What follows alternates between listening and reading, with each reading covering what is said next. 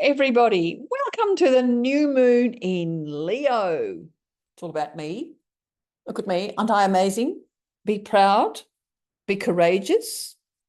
Let's see what else the new moon in Leo brings for you. So it occurred last night, actually, Eastern Australian time on Sunday evening, 9:15 at 12 degrees 33 minutes of Leo. And new moons are times of new beginnings, new projects, new activities, revised plans, and so on. Leo energy is also about courage. Hang on, just a minute, sorry. It's about courage and generosity, pride, creativity, love and romance, celebration and fun, as well as tempering arrogance. Leo can be quite aloof at times. Astrologically, this new moon connects favourably. That means makes a beautiful trine with the North Node in Aries, supporting the new way forward for humanity. So check out the connections in your own chart. Can you find the courage to commence that project you've been considering for a while? Is there a creative activity in which you would like to indulge? Just do it. Do you have a partner with whom you can share some romantic moments? Spice up your relationship. Have a party. Enjoy it.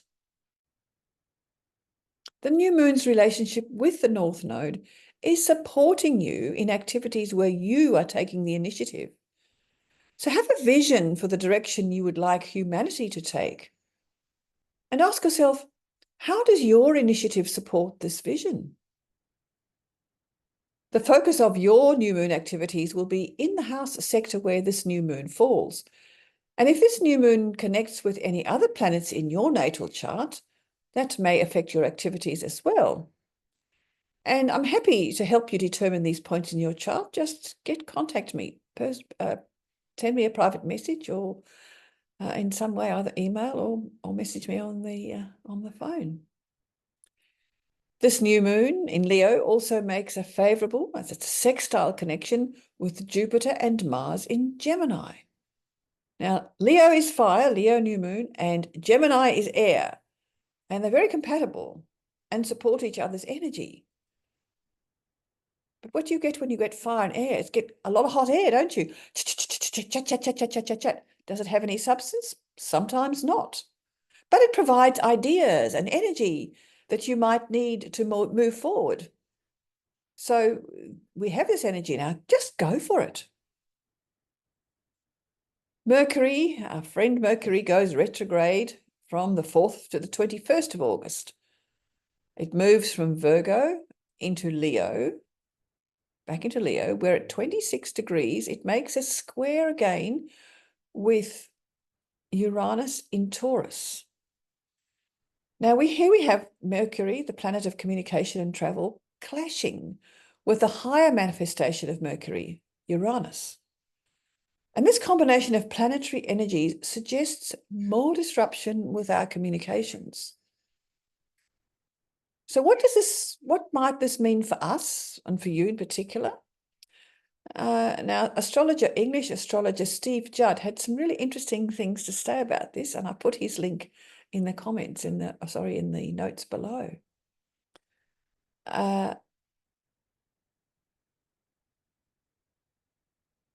Check it out.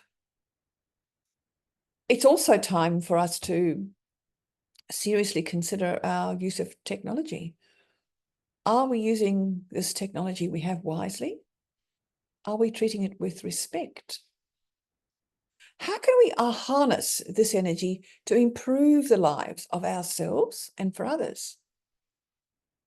Last month, the BEN Group, Business Expansion Network Group, to which I belong, they have been exploring how we can use AI in our respective businesses.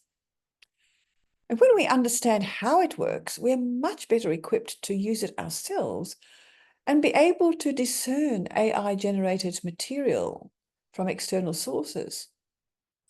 Are you exploring AI? You know, whether we like it or not, it's here to stay. So maybe it's wise to learn about it.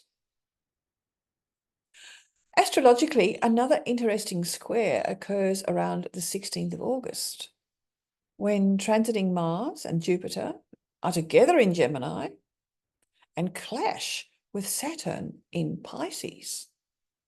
Ooh.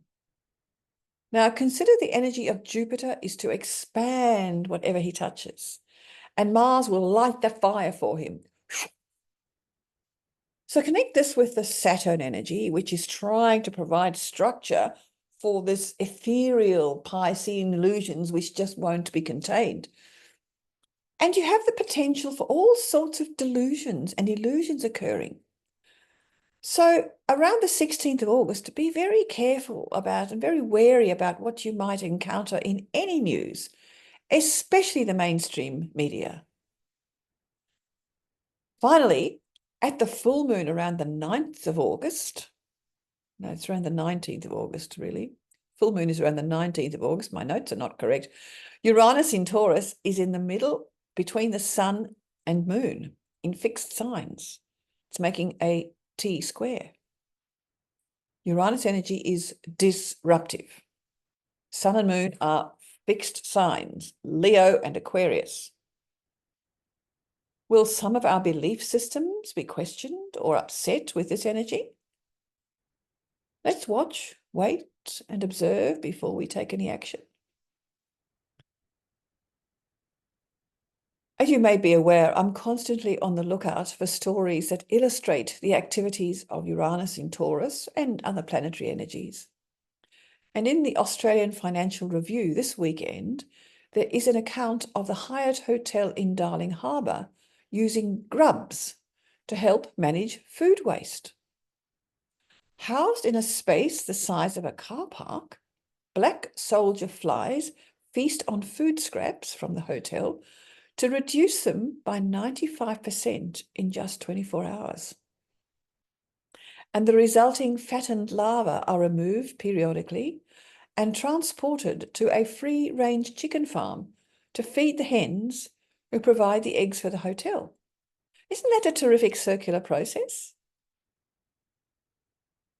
So Taurus is about our use of resources, and this story illustrates that on many levels.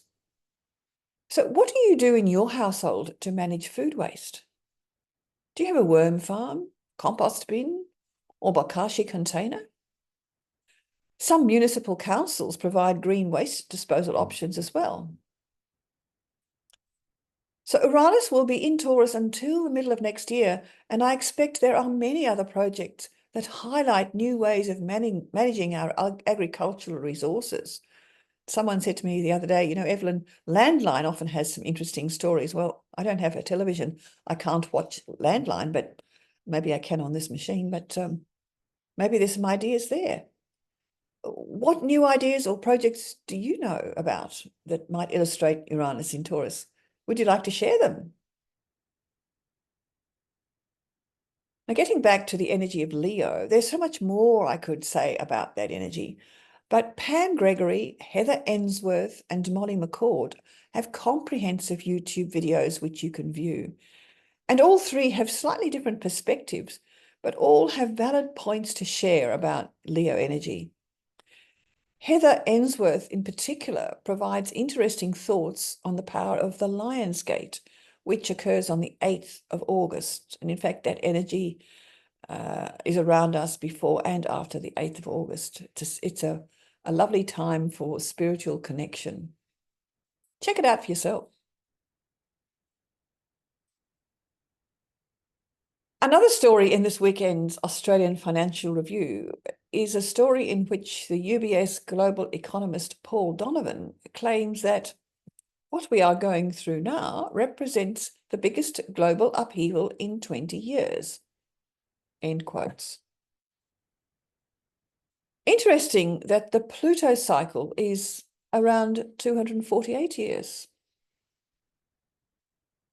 And the connection of Pluto, Saturn, and Jupiter in January 2020 was always going to be pivotal in this cycle and always portended significant changes to our financial systems. But perhaps the world has been distracted by the global health pandemic.